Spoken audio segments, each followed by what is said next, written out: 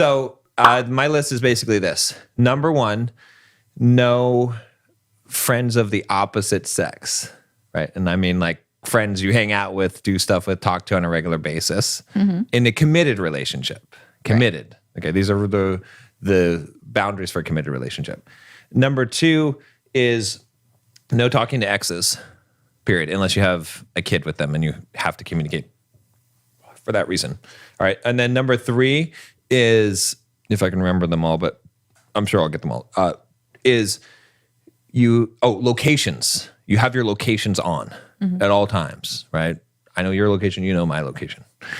Number four is email and phone access, like the password to you. And the email, I think, is optional, is what I would say. Like, depending on, I mean, you might not want to share your financial information with someone that you just became your girlfriend or boyfriend. That's, right. You know, and email. I mean, sometimes you have surprises. Like if you ordered something, and if someone has your email, then they like might see it and be like, Merry Christmas, you just ruined the surprise. Right. But they should have some way to get into it, or, I mean, at least your phone password. They should have access to your phone at all times.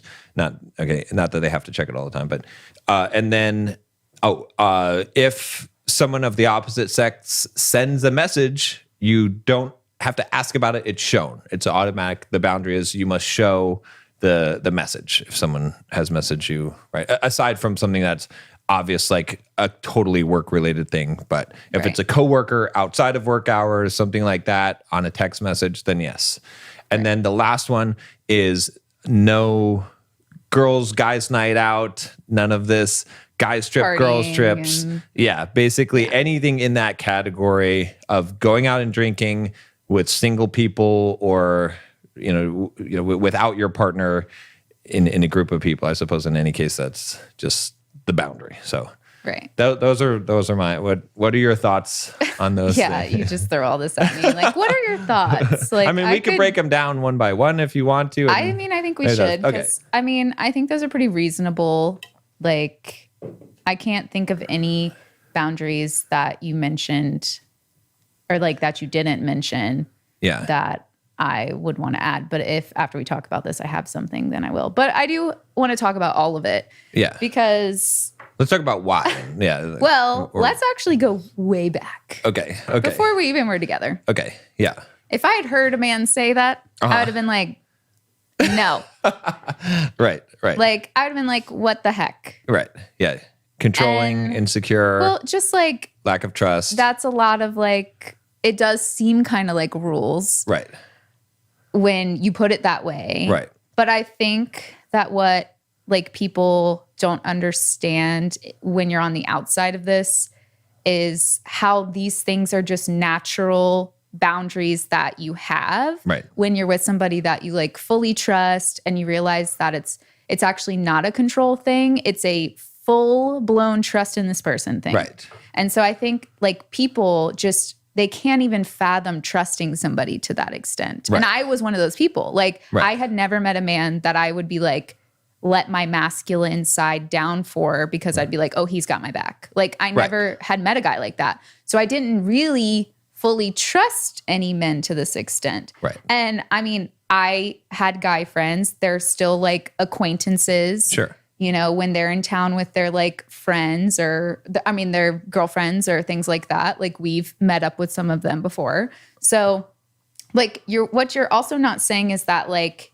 if you have like friends of the opposite sex that are also a couple or things like that you can't go out as a couple. And that's how it really should be once you are a couple. Right. Because if you are in a relationship where you do want to spend a lot of time with your partner, then you'll want to go out as a couple instead of like, you know, doing your own thing. Yep. I mean, you should be doing your own thing in your everyday to day life, like going to your own hobbies, going to your own like workouts, you know, running your own errands that you need to do, whatever you want to do, we have that. So it's not like we don't have any separation. But at the same time, there's no like point where I'm like out somewhere or like would go out with my friends and be like, I'm glad John's not here. Right. Like if anything, it's like the opposite. It's like, I wish John was here because like, look at that guy over there. He looks like this one movie character we saw one time.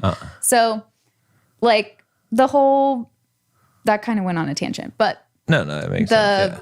Because there's a lot. Friends of the opposite sex thing, I think it's also, we might need to save this as a whole separate episode. Oh, sure. Yeah. Again, because as a woman, you feel like you can have friends of the opposite sex because you don't have romantic ties.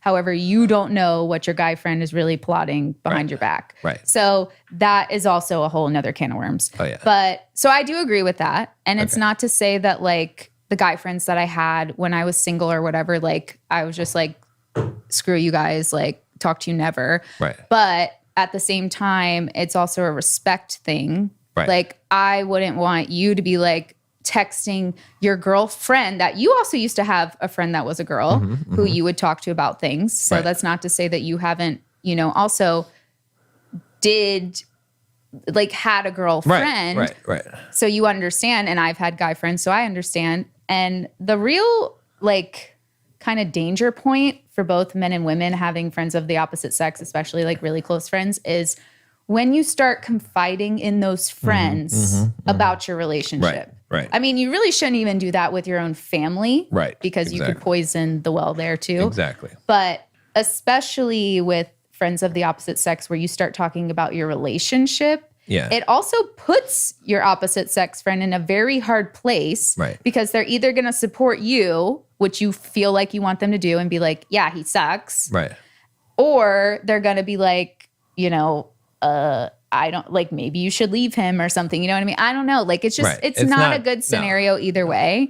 So, I do understand where that boundary is. And it's not like a controlling, mean thing. It's not like we talked about, it's not like, screw you, I'd never want to see you ever again. Right. It's just emoting them to acquaintance is what I call it. Right. Because it's like with that, it's not like you just ditch people completely. It's just that when I say friend, right, I know that social media has really loosened the definition of friend, but friend is someone that you talk with on a regular basis, that you hang out with, that you share personal details of your life with. Friend is not someone that says happy birthday and you say thank you. That's not friend, right? I mean, sure, some of the people that used to be friends, and this is where things get confusing, are now people that you had a good deep friendship with them, but you just don't have anymore because a friendship requires maintenance. Right. And so now they're acquaintances, which is fine. Which again, that's the issue. It's just when you're spending time with people, confiding in them, right? So as a man, it would be inappropriate for me being in a relationship with you to have a girl that I'm texting on a regular basis as a friend, or that I go and hang out with, watch a movie, go to dinner, right? These things, they sound so ridiculous, but so many people do those things and they think it's okay. And they're like, oh, well, I trust my partner. And I mean, believe me, guys can't be trusted first. I mean, they really can't, because tell it like it is. I mean, I coach guys all the time, and I'll tell you, and I just asked one of them the other day, who's a really good, outstanding guy. I was like, look, if you went out with this girl that you were attracted to, that is, quote, a friend of yours now, and you're alone with her, and you guys had a couple of drinks, and she started hitting on you hard, and you knew that was just ready to sleep with you, and she was, making it very, very clear. I was like, I'm not saying you would do it, but would there be some kind of temptation there? And he was like, yeah, honestly, yes. There, I wouldn't do it, but there would be temptation. Well, and it I was doesn't like, take a lot to tempt a guy at the same time. So, but the thing is to not put yourself in compromising situations where, hey, how many? Well, then how? If anything is a temptation, you have to ask, well, how many drinks does it take before? Or how bad of a fight do you have to have with your partner before, plus how many drinks, before you give in to a temptation? So it's better to just avoid that 100% completely. And that's kind of the idea behind it. And plus the other side of guys is that almost always, right, in the situation, let's say that you're friends with a guy, all right, and he's just friends or whatever it is. If you say, hey, let's go have sex, he's probably going to say yes. He's probably, even if he wasn't planning on it, even if that wasn't his plan, like, he's probably going to say yes, because that's. I mean, I'm not we know saying what you're guys, wrong, right? but... We know what guys. So that, but most of the time, what is an innocent friendship, and it might even be subconscious. A lot of guys will make friends with a woman who's attractive, and they won't even at a conscious level know that what they're doing is they're being around her because they are attracted. They just want to get in the door any way that they can, and so sometimes they want to go the friend way. So it makes sense, but in order to make it to some of the other points. I'm trying to think of what the second one was. The second one, actually, hold on. Before we get to the second one, there is one more thing, because I was going to say before we got into any of the points, which is this, crazy over there. Is that my take on this too, because you were saying about like as a woman, you wouldn't have trusted a man, is that these are the point at which this conversation should occur is when the woman asks for commitment from a man. Right. And I'm not trying to be sexist by saying that the woman asked for commitment, but the reality is, like, if we're just honest, men primarily want sex, women primarily want commitment. Not to say that neither doesn't want what the other wants, but I'm just saying, like, the primary motive when a guy goes out on a date, he thinks, I hope I get laid tonight. When a girl goes out on a date, she doesn't think, I hope I get laid tonight, because she knows she could if she wants to. She says, I hope this guy is a good enough guy that I don't have to get on a damn dating app ever again, and I can be done with this whole dating process. Well, and looking or asking for commitment can look different, because I think a lot of girls ask, what are we? You know, like, and that you would say is asking for commitment. I would say, but yeah. How I asked you for commitment was not asking. So, ladies, you don't always have to ask, like, what are we? You can be like, hey, bro, you just literally told me you loved me. And so if you're saying that, then that means you want to be with me romantically. Right, you're not just going to run out the door. One more boundary, don't call me bro. So, that was back then. That was back then. I know. But that one guys should put in place too. But where I was getting at was this is that, and because that initiates the conversation. So wherever it becomes a point that the woman wants commitment, right? However that's initiated. And again, guys should not be chasing commitment from women. It just doesn't come. They might want to find a long-term partner, but they should let the woman do the chasing of the commitment.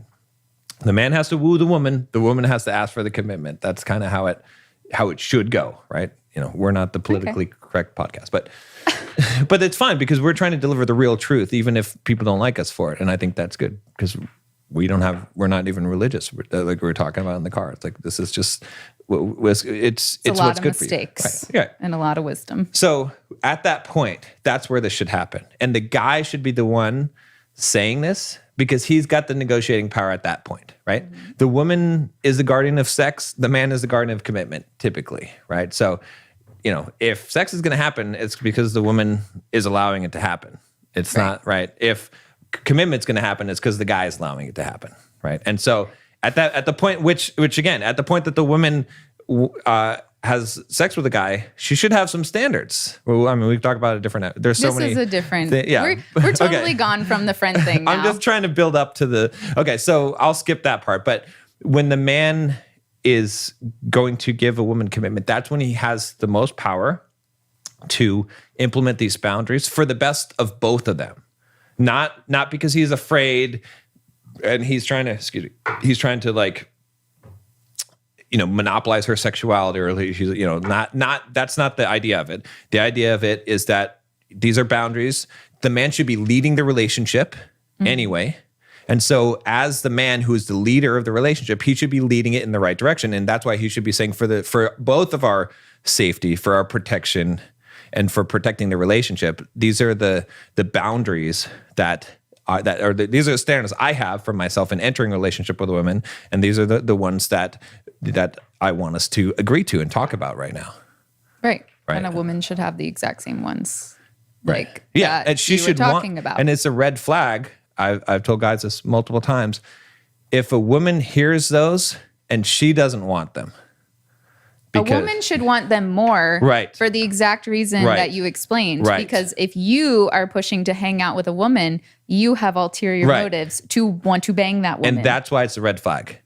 Because when the woman hears that, she should be the one pushing for it. She should be like, really? You want to do all these things and share our locations and phone passwords? She should be like, that's awesome. I love that, right? If she's not reacting that way, it tells you one of two things. One, it's either a red flag or it's not the relationship for you. That she doesn't have enough trust in you as a man. Right. You know, that she's being prematurely asking for commitment because she's not ready to really. Better than